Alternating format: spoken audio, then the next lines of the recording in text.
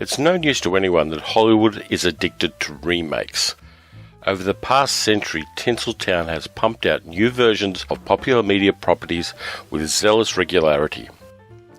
We get remakes because studios are businesses. They aren't cultural Santa Clauses giving out the presents we ask for if we're good little boys and girls. They produce movies they think will make money. More often than not, they miscalculate and we get Baz Luhrmann films. Sometimes they guess right, and they pay off the production costs of Baz Luhrmann films with a lot of money left over. Given that movie profitability is like a rigged but erratic roulette wheel, a known movie property is perceived as a less risky investment than a new original story. There's evidence for this theory. Cinema-going pod people will happily pony up for a prosaically named Star Wars movie nobody ever asked for, with the eerie enthusiasm of Hillsong happy clappers. The other reason remakes happen is that the guys who run film studios are nostalgic for the movies they saw when they were 10-year-old children. Hello. It's an honor to make my first feature-length film for Adequate Pictures. I hope to bring to the production a little bit of every film I've seen in all my 12 years of moviegoing. Recently, Hollywood has taken this to ridiculous levels. There's a planned remake of one of the worst studio films ever. A sappy, diabetes-inducing 1970 movie called Love Story, which starred Ryan O'Neal and Ali MacGraw. We're also getting a retelling of A Star Is Born, which has already been remade twice since it first hit the screens in 1937. The 1976 version with Barbra Streisand and Chris Christopherson was basically a vanity project for Barbra Streisand. It is really, really bad. Remakes are, on the whole, a bad idea artistically. For fuck's sake, people even pay out to see Ridley Scott continually remake the same Alien movie. However, to be fair, there are remakes that are as good, if not better, than the original version. Here are a few of them.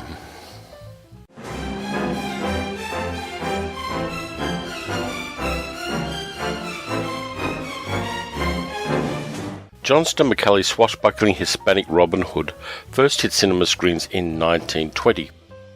Originally published as a magazine serial called The Curse of Capistrano, Zorro was a known property even before the first movie was made. People read magazines back in those days because the Wi-Fi was terrible. Silent-era swashbuckler Douglas Fairbanks gave us an iteration of El Zorro, played broadly in the silent film style. It's not that this version was bad, but film technology improved with the advent of sound in 1927. The next full version of Zorro was 20th Century Fox's reaction to Warner Brothers' wildly successful The Adventures of Robin Hood, starring Errol Flynn and Olivia de Havilland. The Mark of Zorro even recycled a couple of actors from Robin Hood in very similar roles. South African-born actor and Olympic fencer Basil Rathbone as Captain Esteban Pascual, and Eugene Pallett, who had been Friar Tuck in Robin Hood, became Friar Felipe in The Mark of Zorro. The Mark of Zorro also had the advantage of Tyrone Power as Don Diego/Zorro. Power was a much better actor than Fairbanks, had enough good looks for any three men, and was athletic enough to give us a good version of the romantic, adventurous, and tongue-in-cheek hero.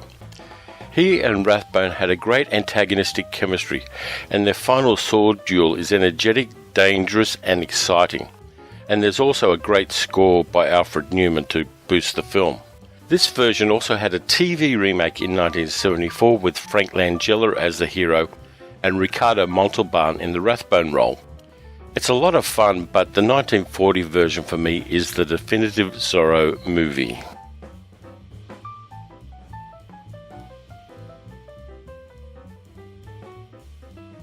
Dashiell Hammett's 1929 hard-boiled detective novel, The Maltese Falcon, featured a morally ambiguous private eye, Sam Spade. It is a classic of the genre, which took private investigators out of manor houses and into the streets.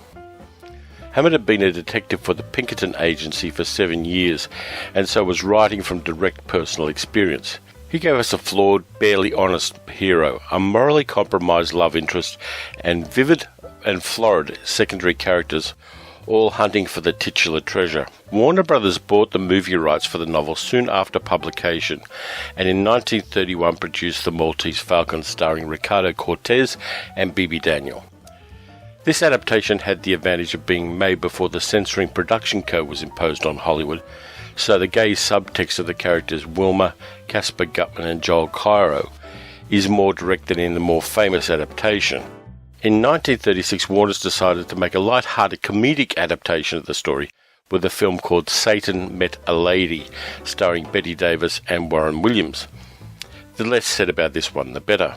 It was The Maltese Falcon in the same way the 1996 Pamela Anderson vehicle Barbed Wire was Casablanca, even though they had the same plot.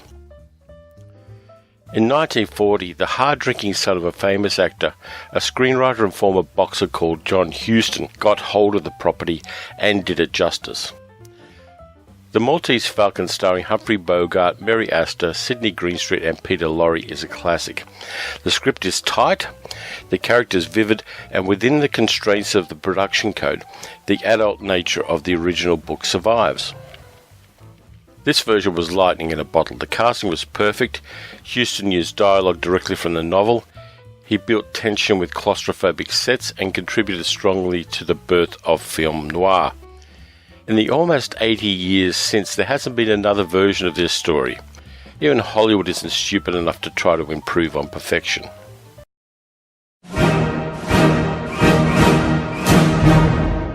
More people have seen this John Sturges-directed western than ever saw the original film on which it was based, Akira Kurosawa's 1953 The Seven Samurai.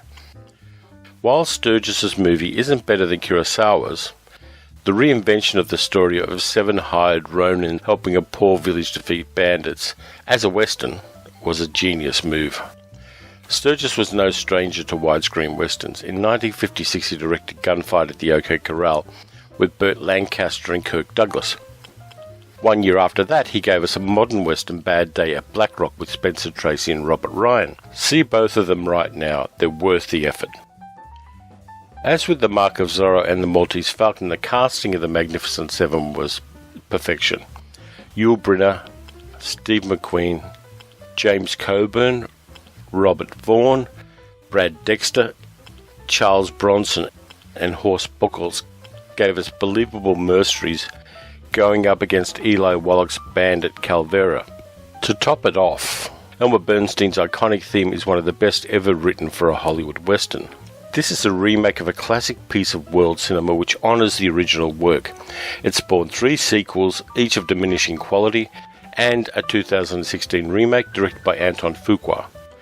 The 2016 version isn't a bad film, but it suffers in comparison to the 1960 movie or the 1953 original.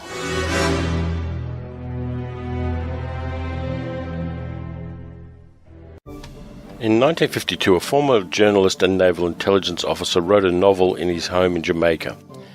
The man was Ian Fleming, and the book Casino Royale. It introduced James Bond to the world with the story of casino gambling in northern France, sadistic torture and tragic romance. The first version of Fleming's novel to hit the screen was a 1954 television adaptation as part of an anthology series called Climax. Although it had the virtue of Peter Lorre playing the main villain, the Chief, it got everything else wrong. The protagonist, played by Barry Nelson, was converted to a nondescript American agent called Jimmy Bond. His colleague Felix Leiter became a British agent, Clarence Leiter, played by Australian actor Michael Pate. This version was made on a 1950s television budget. It's a must-see for Bond completists, but may well be the most underwhelming debut of an iconic film character in history. The second version was worse. 50 years ago, Columbia Pictures had the rights to the first James Bond novel and didn't know what to do with it. They decided to go for a screwball comedy approach and threw together a spy version of It's a Mad, Mad, Mad, Mad World. Bad as it was, the earlier drafts were worse, including, to quote the Wikipedia page, a chase scene through Hamburg's red light district that resulted in Bond escaping while disguised as a female mud wrestler. Instead, they threw Woody Allen, Peter Sellers, John Huston, Deborah Kerr, Orson Welles, Ursula Andress, David Niven, and dozens of other name actors into a blender and came out with a movie that was about as funny as getting a positive biopsy and about as much a Bond film as Pee-wee's Big Adventure. So the 2006 Casino Royale had an easy hurdle to jump to be better than the 1967 version. It wasn't even difficult for it to be better than the previous Bond film, 2002's Die Another Day, with its Beach Boys moment, and a car 007 seems to have borrowed from a classic Wonder Woman comic. Let's be honest, James Bond is a bastard. He's a government assassin and a troubled human being. As presented by both Ian Fleming and the 2006 Casino Royale, Bond preferred affairs with married women because there's a built-in circuit breaker on the relationship. Before his marriage to Anne Charteris, Fleming himself preferred liaisons with married women. In fact, that's how he met Anne Charteris. Casino Royale brought us back to the literary Bond by revamping the first Bond novel for the 21st century. Daniel Craig was a counterintuitive choice for the role. He didn't particularly look like the literary or even the cinematic Bond, but he gave us a psychologically complex character in a story very much grounded in reality. This replaced the increasingly absurd gadget and quip approach of the Roger Moore and Pierce Brosnan eras. It brought the franchise back in a way unprecedented in cinema history. The lessons were clear. Go back to the source material, get the best actors you can afford, and treat the property seriously.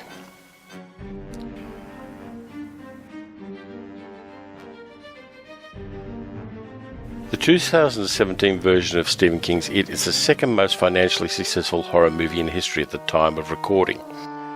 The sequel, which tells the second half of the novel, is due to come out in 2019. The 1990 telemovie version, in spite of Tim Curry's iconic Pennywise the Clown, suffers from its origins in network television with all the restrictions and censorship that implies. Some of the casting, particularly with the adult versions of the characters, is problematic, and some of the special effects are laughable. The 2017 version gave us a grittier version with a great ensemble cast of young actors, and Bill Skarsgård as a truly terrifying Pennywise. Just to summarise, most remakes are crap, but there are gems out there, particularly when the original versions were made before cinema technology enabled the filmmakers to do justice to the story and to the character. There are times when even Hollywood gets it right, and we have to acknowledge that as much as we acknowledge the many, many failures Tinseltown brings to us. So thank you for watching, and please, if you like this video and want to see more, hit the like and subscribe buttons. I'll be back soon with another video, this one about miscasting of lead characters in film. I'll see you guys then.